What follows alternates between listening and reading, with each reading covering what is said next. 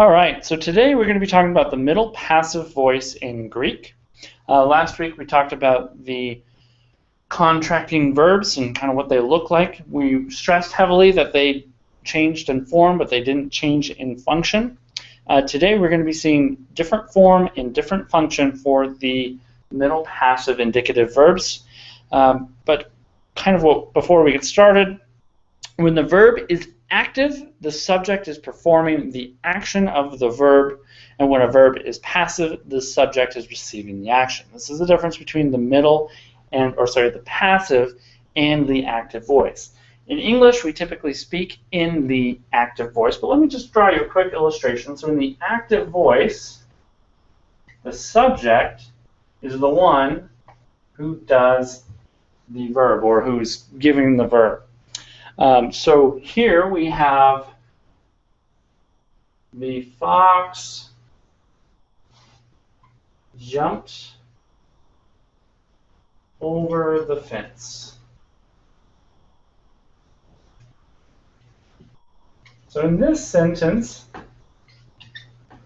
we have our subject, fox. We have our verb, jumped. We have our preposition, over. And then we have our object, fence.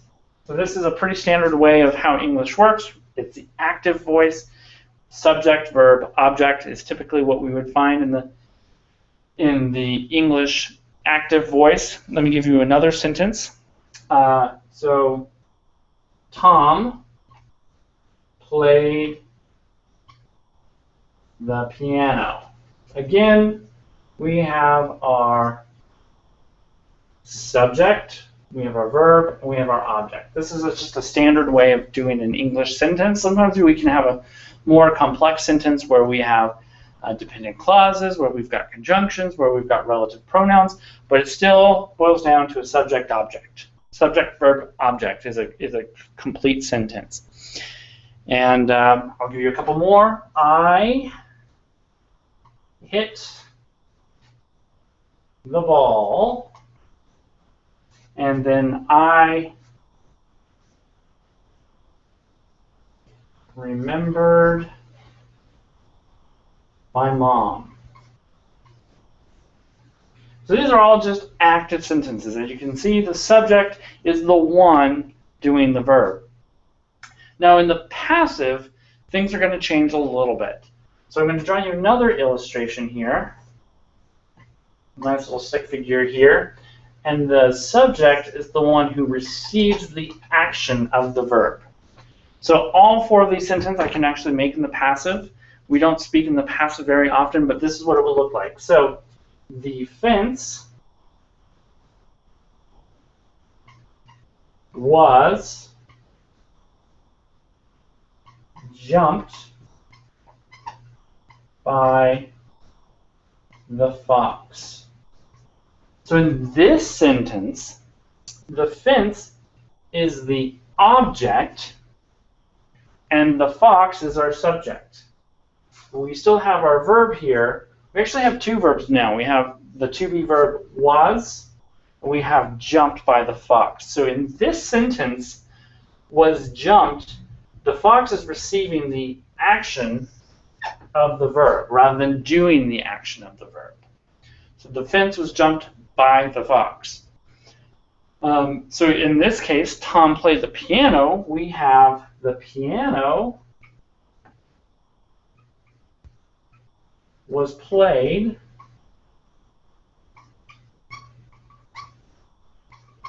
by Tom. Again, Tom is our subject. The piano is our object. We've switched them. We've added a verb. And so now this is a passive sentence. The piano was played by Tom. Now I hit the ball. I was hit by the ball. Again, another to be verb. I was hit by the ball versus I hit the ball. Yes. I think Mounce was saying that to figure out whether it's passive or is to say use the word by. Yep. By what? Yep. We'll get there. We're just giving you some examples of what a passive sentence looks like and kind of some key indicators. So I remembered my mom. I can change it to I am remembered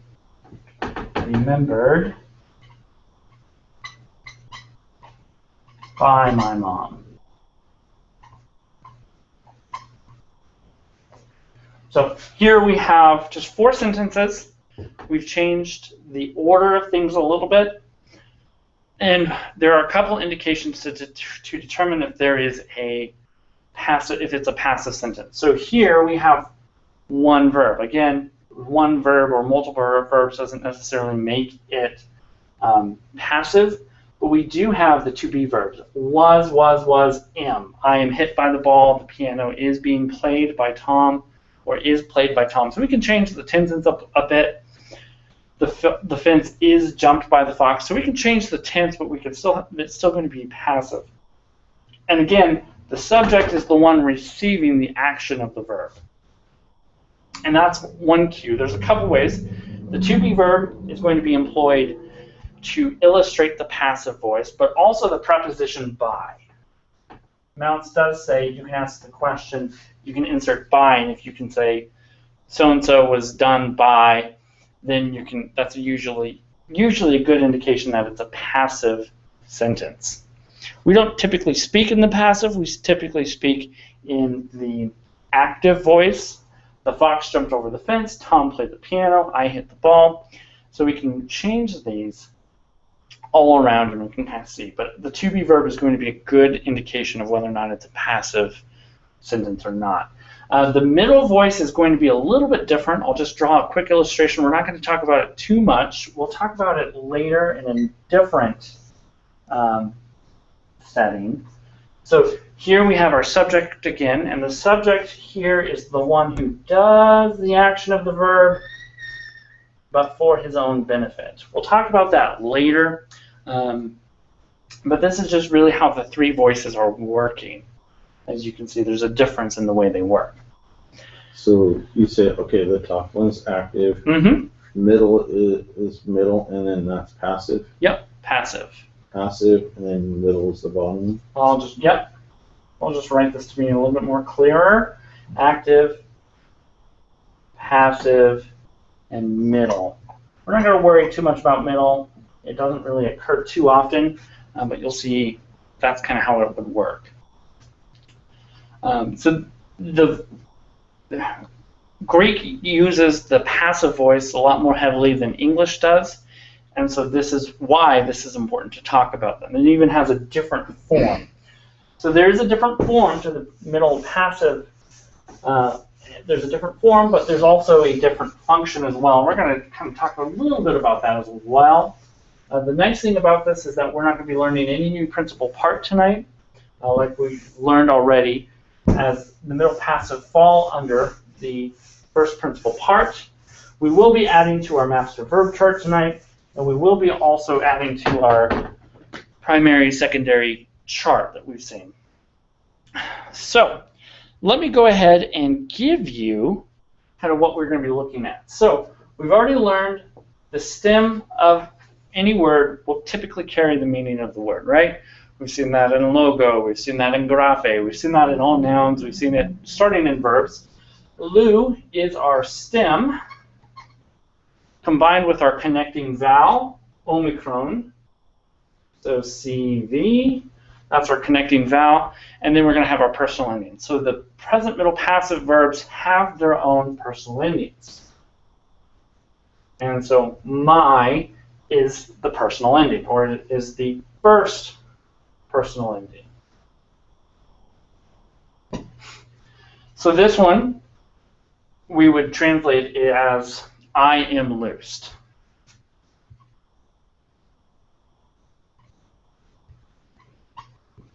And yes, I have a present verb here in the M and a past tense verb in the loosed. In the passive, that's actually pretty normal in English and in Greek. The M is my main verb, the loosed is my complementary verb. We wouldn't say I am loose. We could possibly say I am loosing as a continuous aspect, but I am loosed would be a passive verb or a passive sentence. I am loosed by the ropes or whatever. That would be the verb doing something to me. Uh-huh. Yep. I am receiving the action of the verb. But that is a passive sentence. So this is I am loose. So let me go ahead and give you the paradigm here so you can kind of see what you're looking at. So we have the first one, luamai. Then we have lue with an subscripted iota. We're going to talk about what's happening here. We have luetai, luametha,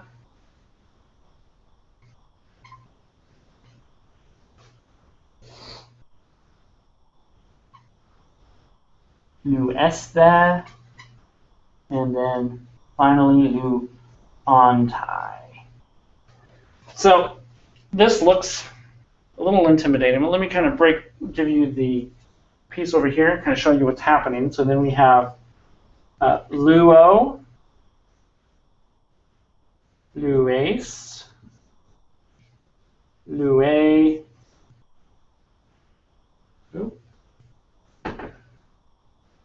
luamen, luete.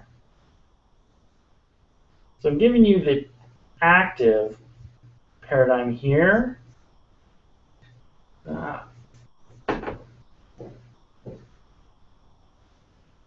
And luusen. So the personal endings, as we learned last week, all have their personal endings over here. So this is, we have our connecting vowel omicron, we have our connecting vowel epsilon, epsilon, omicron, epsilon, omicron. So the personal endings here, for the first person, we're going to have my, as we can clearly see that right here, is the personal ending, my. This one's a little weird. The personal ending is actually psi, and then we have tai, then we have metha, and then we have sta, and then we have ntai. And we can see there's some correlation here, some things that look similar. We can see that metha looks similar to men, sta looks similar to te, and ntai looks very similar to unsi, right? So we see that there are some similarities that are just looking a little bit different. But these are the personal endings, and we're going to talk about them a little bit more as we progress. So what I want to do right now is just kind of look at the lue, kind of show you what's happening here. There's some morphology which is making things look very different. Let me get rid of these all for you. So that is the paradigm and the personal endings for the middle passive verbs. So lue, we have the form lue. There's not going to be a circumflex like we would expect over the eta, but there is some things happening. So we have lu, the stem, plus epsilon, the connecting vowel, plus psi as the personal ending. There's some changes happening, so we'll go ahead and just combine them all.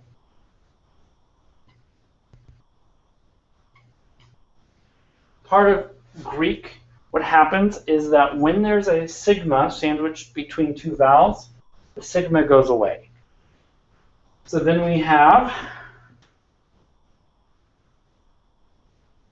basically is what we're looking at, but now that we have the epsilon and the eta connecting, as we learned in the contracting vowels, they're going to contract and they're going to become an eta.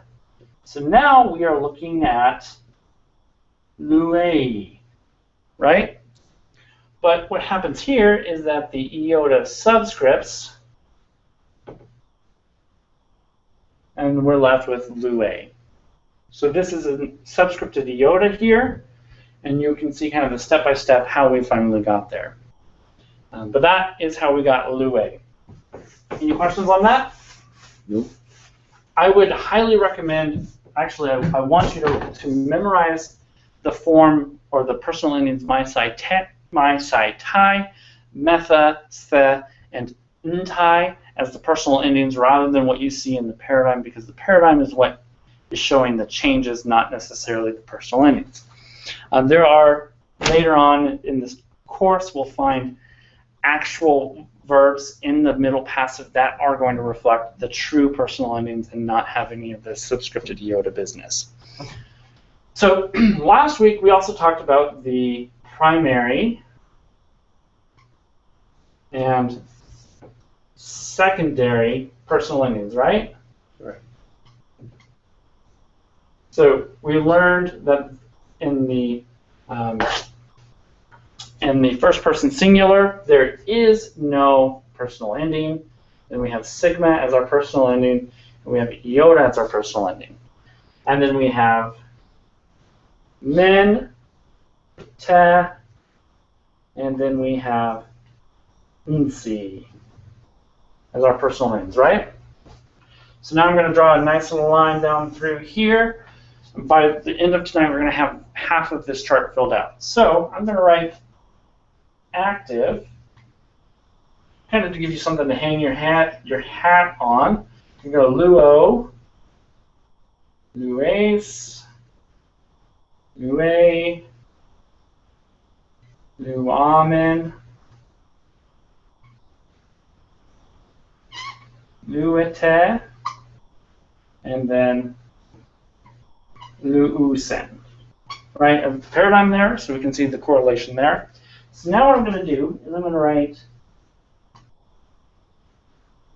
middle passive.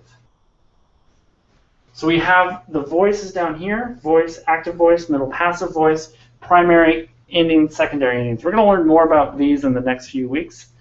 But once the whole point of this chart is to understand how things are going to be working. So we have the personal ending in the first person singular, mai, sai, tai, metha, stha, and intai. And now we can actually fill out the paradigm here.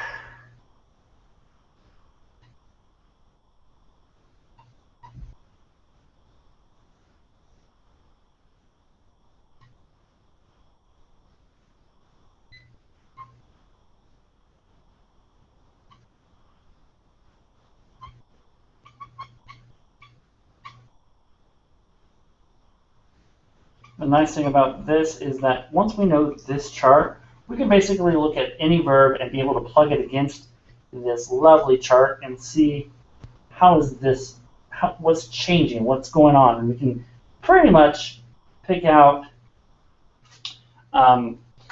what kind of verb it is just by looking at the chart, looking at the form of the verb, and knowing what category this falls in.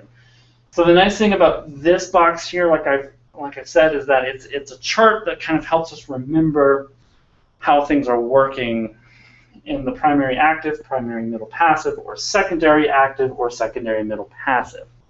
We're going to learn more about the full chart later, but this is really just kind of what to look at here.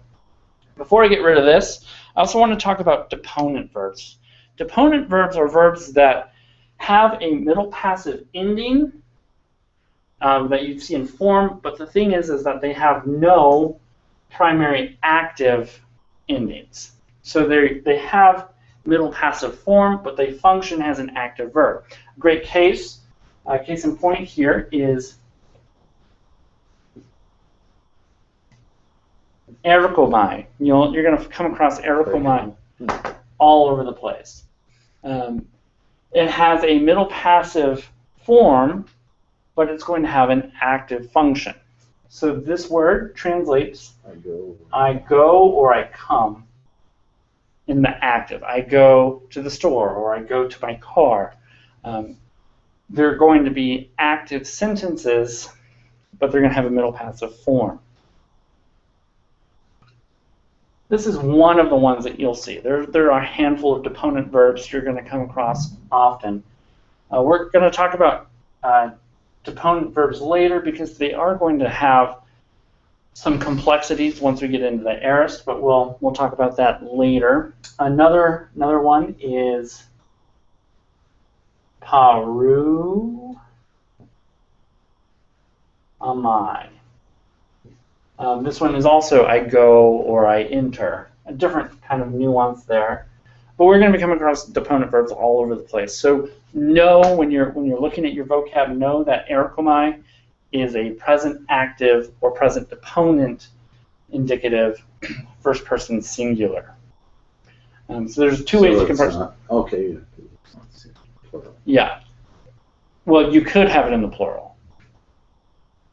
You could definitely have erkomai in the plural. Here you would have erkantai if it was in the plural, or erkesta, or erkometha. And so you can just really plug the personal endings in there and have them change. I don't want to stress it too much, but when you're parsing it, a deponent verb is going to be present, deponent, indicative, or subjunctive, or whatever mood it is. In this case, erkomai is going to be first person, and it's going to be first person singular from erkomai, meaning I come or I go. So we'll play around with those a little bit more later. There's one more thing I want to talk about. Like last time we talked about the contracting verbs. So this is what you would expect to find, as the contracting verbs are going to fall under the same rule. Even though they're going to look slightly different, they're going to have that same rule as what we've just learned today. So we have agapomai. And do you know why the omega is there instead of an omicron? Because it changed from AO to omega. Well, because the stem ends in alpha, meaning the connecting vowel omicron, and then it lengthens to an omega. So that's going to be what you're going to find there.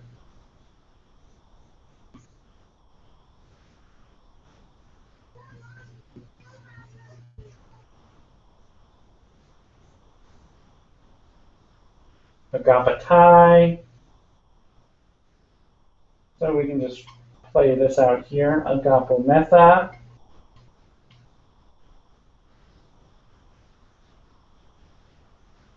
Agapasta.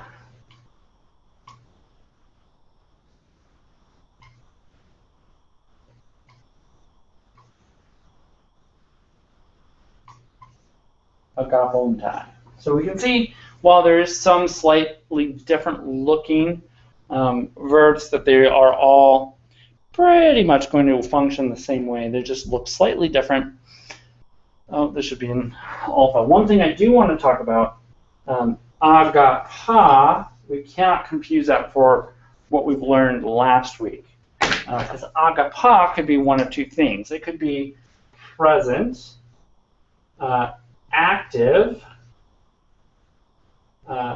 indicative, third person singular, or in this case it could be present, middle passive, indicative, second person singular. So what's going to be the difference between agapa as a third singular active verb versus agapa as a middle passive second singular? Context.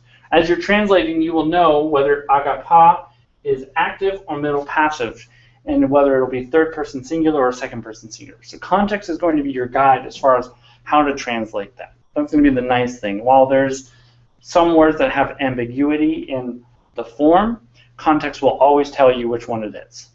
So this is why parsing is important and why it shouldn't be neglected.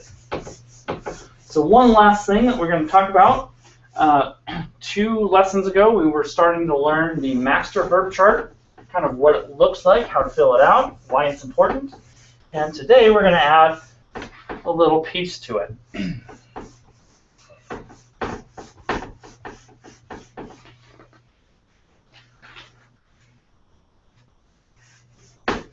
And again, the master verb chart, just for a quick review, just quickly tells us what's going to happen with the word based on function.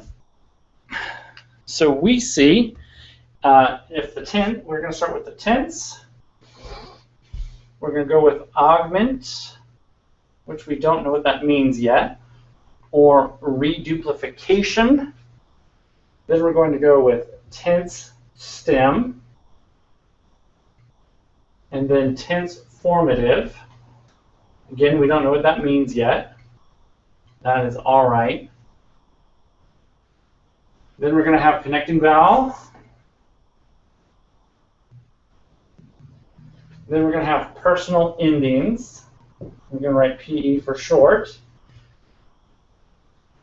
And then we're going to have the first singular paradigm, is what this piece will be right here. So the tense, what we've learned so far is present. So this is not today's lesson. This was from two times ago. The augment, reduplication, we're going to leave blank because nothing happens here. The tense stem is going to be present, which we could say that there's nothing happening to luo in the present. And once we get into different tenses, there's going to be some stems that are changing based on the tense. We're going to get into that later. There's no tense formative here, so we're going to leave that blank. The connecting vowel in the present tense is going to be omicron, epsilon. And then the personal endings, this is where we're going to do this. The chart we just had, personal endings are going to be primary, active. So we can plug this into that chart that we have filled out. And then the first singular paradigm is going to be luo. We know that paradigm by now. We should be able to reduplicate. We should be able to duplicate it based on what we know with this information here. So now in the present middle passive, we're going to go tense is going to be present because we haven't learned any new tense yet. So we're still in the present tense. Are we going to have an augment or a reduplication? Nope. We'll leave that blank. The tense stem is going to be present. Again, while we learn some new things with grammar, there's still no different change in the stem. So we saw in this case, luo is the same stem in the present active and in the present middle passive. Nothing has changed there. The tense formative, we're going to leave blank. We still don't know what that means. Connecting vowel is also going to be omicron, epsilon. Nothing new there. Now the personal ending is where it's going to get a little bit different.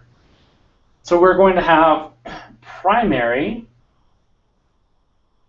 and now it's going to be middle passive. What we saw in that chart, of that half-filled chart, the present middle passive is going to fall under the present middle passive personal endings. And then as such, the first singular paradigm is going to be luomai. And so this is part of the master verb chart. Once we get into more tenses, this is going to take up the entire board. But I think this is a good place to stop. Just remember that the active voice, I'll draw this illustration again, is the one doing the verb. The passive voice, the subject is receiving the action of the verb.